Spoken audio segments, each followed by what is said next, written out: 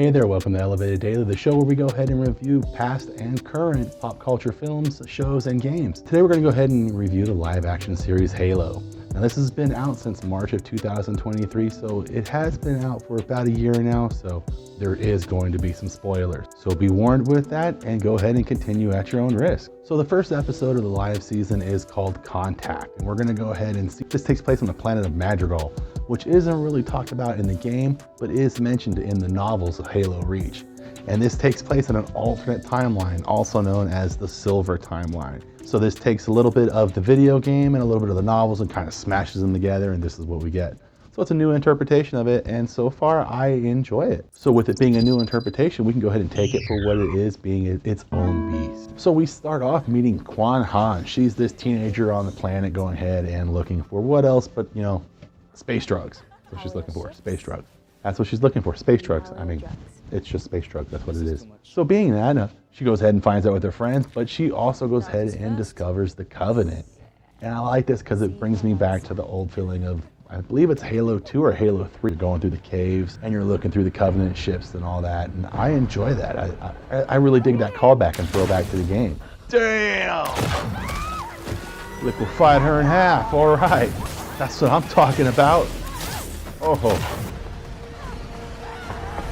Now I see why these guns kill me so fast in the game.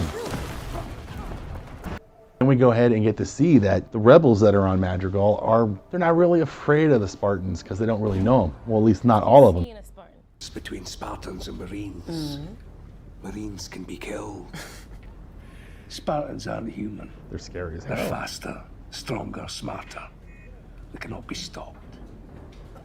They just keep on killing. Without mercy. Season gruff as nothing. And we go ahead and see like Spartans are bad news. And we finally get introduced to them again after Kwan Ha. Said, that's not who you think it is.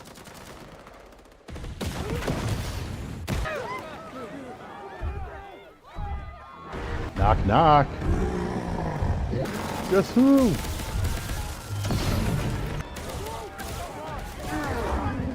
Doesn't even phase these monsters. Oh, and the elite is just mowing through the rebellion.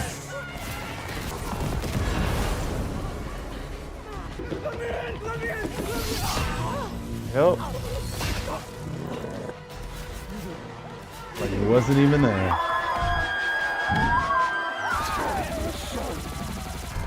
Oh, the skies are about to open.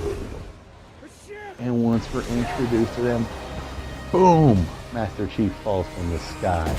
And it is just like the games.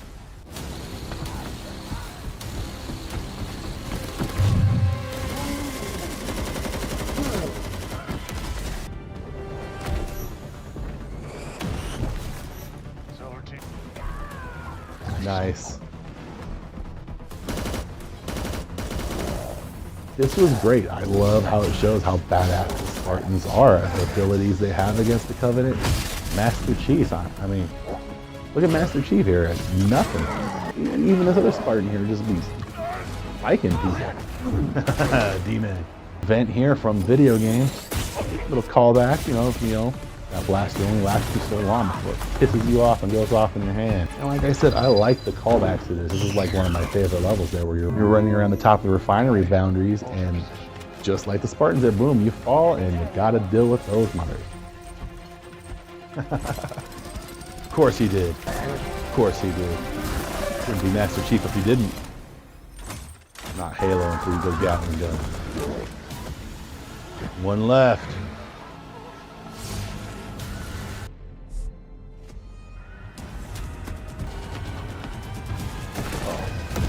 No face.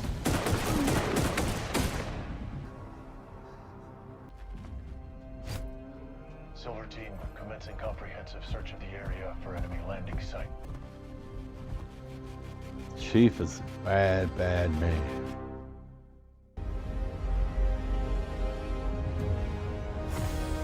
And survivor.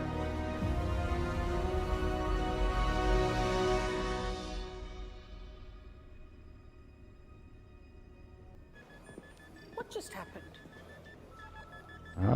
And we get to see Master Chief finally. Chief 117, reporting on the planet Madrigal.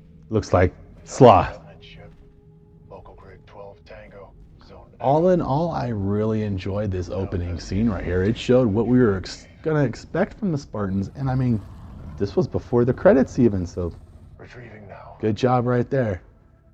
Just chaos and destruction, and the amount of gore and violence, little impressed with that, CBS and Paramount. I was not expecting that.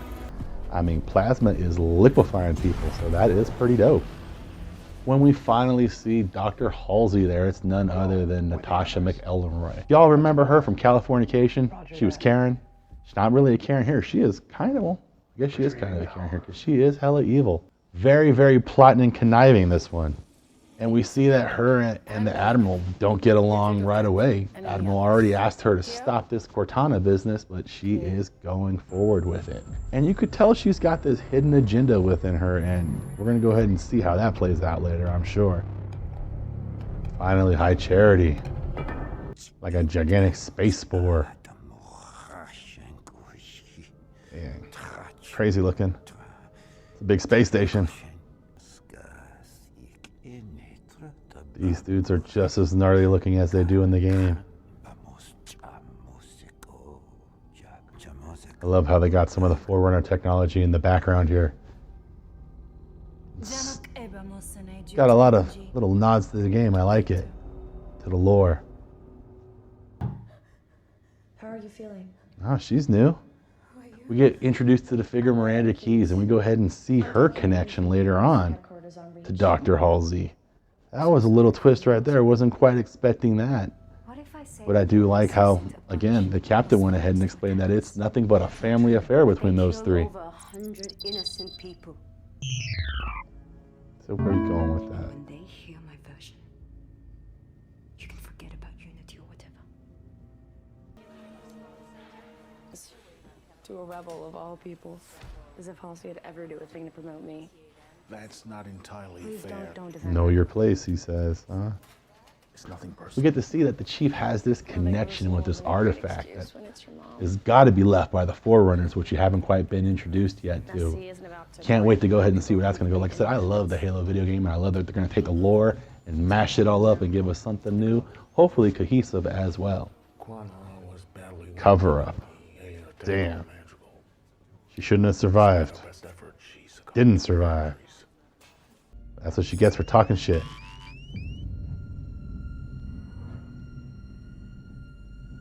ETA is still several hours. And then what?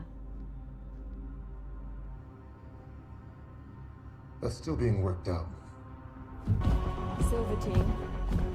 Master Chief has been compromised by the object you located on Madrigal. You to secure and protect Master Chief from anyone who actively threatens his life, whatever the circumstances. Engage friendlies. Damn, they got like everybody after him. Like all of Reach is after this cat. So the main event of this whole episode was that beginning introduction to the action-packed Spartan war and the Covenant. The UNSC versus the Covenant. That's going to be a war that's going to go ahead and go throughout the series. I mean, goes ahead and relaunches his ship Tron style, and he's off. So I'm out of here. That's going to be great, great TV right there, The Fall of Reach. So I can't wait to go ahead and see that. Hopefully they do touch on that eventually. We also get introduced to Maquis. She looks like she's a human that the Covenant has went ahead and kidnapped. Looks like they've converted her, and she's one of their true believers apparently. She's all about trying to go ahead and get the Blessed One, or she is the Blessed One for them. And she wants to get control of this artifact so she can go ahead and lead them to whatever salvation beholds them in their religion. So that's gonna be interesting to follow, her being a new character and all. Also, we get to go ahead and see that Master Chief has flashbacks. Like, we're gonna go ahead and see maybe who he was before he became Master Chief. So I like that. I like the fact that he's got a connection to the Forerunner somehow. Hopefully we'll find out more on that. When he actually physically touches that artifact, it transports him back to wherever. He goes through all those flashbacks, and that may not bode well for Dr. Halsey or the UNSC. So all in all, this is an interesting take. It adds some new things going to the lore. We have the artifact and the way it interacts with Master Chief being new. We go ahead and hear about the Forerunners, and we go ahead and get to see a little bit of that human rebellion against the UNSC. And we see that it's not looking good for them so far.